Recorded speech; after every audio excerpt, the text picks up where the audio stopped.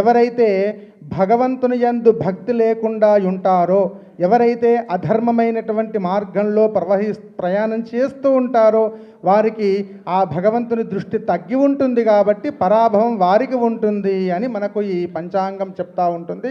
ఈ సంవత్సరానికి రాజు గురువు, మంత్రి కుజుడు, నవనాయకులలో 7 గ్రహాలు శుభులు, 2 పాపగ్రహాలు, ఎక్కువగా శుభగ్రహాలు ఉండటం వలన దేశంలో రాజులు ప్రజలు పరస్పర అభిమానంతో కలిసి ఉన్నప్పటికీ కూడాను ప్రభుత్వంలో జరిగే లోటుపాట్ల వలన ప్రభుత్వం యొక్క ప్రతిపక్షము బలపడే అవకాశము ఈ సంవత్సరం ఉంటుంది అని చెప్పుకోవచ్చు.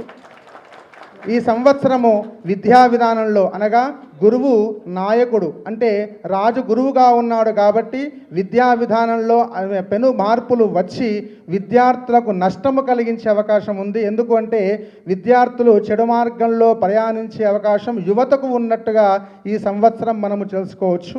యువత పక్కదారి పట్టే అవకాశం ఉంటుంది.